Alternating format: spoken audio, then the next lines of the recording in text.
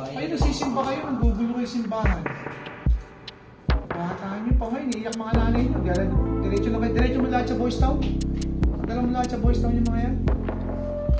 Aming gabi, pabantay pa ulit tayo. Uubusin ko kayo, papabantay ako tuwing madaling araw. Lahat.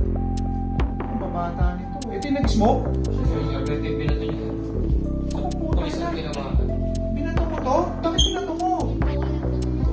Puro mo yun. Gulat lang po ako ng bato. Init ba ito? Nagulat ka? Opo, si Ronnie po yung bato. Nagugulo kayo. Dapat nandun kayo. Sisimba lang kayo. Tapos uwi na kayo. Kain kayo. Simba Gulat kayo. lang po ako dito. Itong isa, ito kasama. Okay lang. Provoke po lang tayo. Inaawat ko lang po yung kaibigan ko kasi Sa bagay yung September 21 na rally, magugulo yung mga kabataan. Opo. Pagdating eh, mga ganito. Mga ilang taon na kaya yan, sir? Ano sabi nito? Ilang taon ka na, boy? Ikaw, boy? 11, 12, 15, 17, grabe mga bata. Alam mo ba, akala nyo ba pagkakabata kayo, wala kayo liabilities, hindi kayo makukulong? Hindi nga kayo makukulong, pero kung dadalhin ko kayo sa Boys Town, doon kayo sa Boys Town, doon kayo. Ikaw, 16, 17 ka na, may kulong ka na, sa MYRC, sa amin. Nakita may kulungan ng mga kabataan, yung parang rehabilitation ng mga kabataan. Pag doon ka nalagay, ang kasama mo ng mga kaso, murder, drugs, kawawa mo, masisira kayo ng pumasan mo. Okay, umaarte ka parang ano, hindi kayo naawa sa magulang nyo. Pati yung magulang nyo, papatawag natin, hindi ko kayo naiinis. Gagaling ko sa Boys Town. Kung may release to, kasi yung mga magulang nito, kasi yung mga magulang nito, nakakontak mo? Ako, pinakontak ko. Pakontak mo, hinahanap yung mga magulang to. Nag-aaral ka ba? Saan? Almario, o ikaw? O biro mo, ganda-ganda na Almario, pinaganda ni Yorme, para mapag-aaral din na maayos. Ang layo nila, sir. Oh, Dito si Joseph. hindi, Tondo. Kailangan Tondo Church. Tondo Church. Tondo Church to. Tapos ito, Tondo Church din. Ito, Ay, Nagalangin. Taga saan kayo sa Joseph. Nagalangin? Marigison. Ano ang pinito mo? Ikaw? Taga saan ka? Saan? Saan? Saan? Gambawa pinito mo. Okay, okay na po sa simbahan kasi maraming sisimba doon pag umaga, mga matatanda. Tsaka alam niyo ba may curfew? Alas 4? Ba't nasa labas kayo? gulat lang po ako. Nagulat ka. Opo, tapos bigla po ako. So ngayon, patawag mo yung mga magulang nito, patawag mo ngayon, papatawag yung mga magulang ninyo. Ha? Tawagin mo nanay mo, kukontakin nyo kasi dadaling ko na kayo ng Boys Town. Sira-sira po nanay mo, patay. Hanapin ka ng nanay mo. Di ba rin, kung laki mo makikita mo nanay mo, patawagin ka sa Boys Town, saka ka lang. Dali mo sa Boys Town to. Tsaka to. Pati po, dali mo na sa Boys Town. Asampulit ko kayo, makikita wala ng mga kapag-asaway. Nag-uubad kayo. Hindi po na magbintangan lang po. Kailanabit ko lang po kasi siyang Alam niyo ba, taga-Gagalangin ako? Taga St. Joseph ako. Doon ako nagsisimba.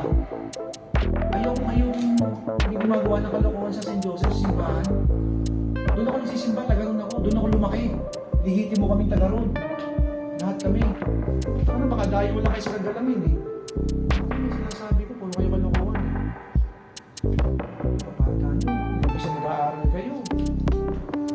Ayos kayo. Kasi ba't nag-ahamon ka ng away?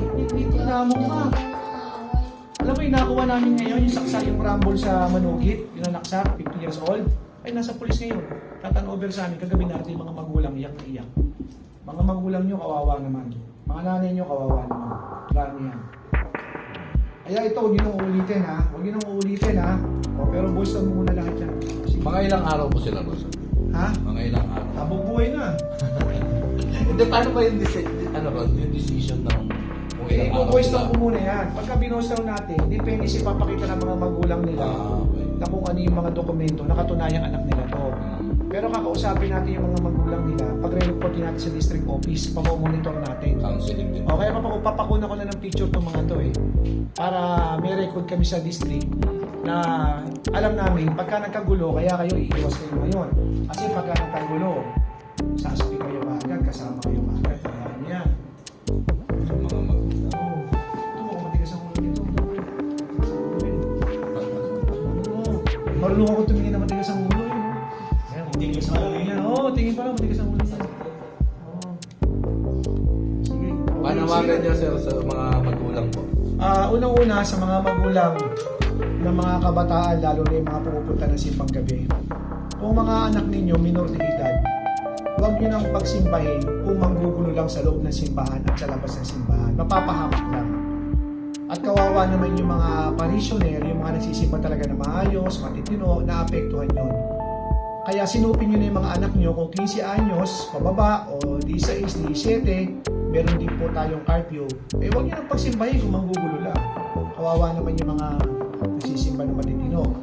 At ang gusto ko iparating sa mga kabataan ngayon, na baka akala nyo wala kayong liabilities, wala kayong kulong, sa amin, sa MDSW, dadalhin namin kayo sa Manila Boys Town Complex at doon kayo magpapasko at magbabagong taon at mahihirapan na mga magulang nyo na kuhanin kayo doon. Sisiguraduhin ko sa inyo yan. Kaya kayo, mga magulang nyo, pakontak mo ng mga magulang nito. Oo, pakontak na natin. Bata, no? May natin pa kami sa St. Joseph. Tingnan po namin yung mga marijuana sa city. Oo. Nagmamariwana sa CR Dapat ng nag-aaral St. kayo. Joseph. Huwag kang kuha ng kalokohan. Ano mangyayari sa inyo sa kalokohan, ha? Ano mangyayari sa kalokohan? Kawawa kayo, kawawa mga nanay. Dating paano, tatanda kayo. Sasayang ang buhay. Mag-aral kayo, mangarap kayo. Mag-aral kayo, mangarap kayo. Maging abogado, maging doktor, maging successful, maging professional kayo. Tulungan yung magulang ninyo. Intindihan nyo?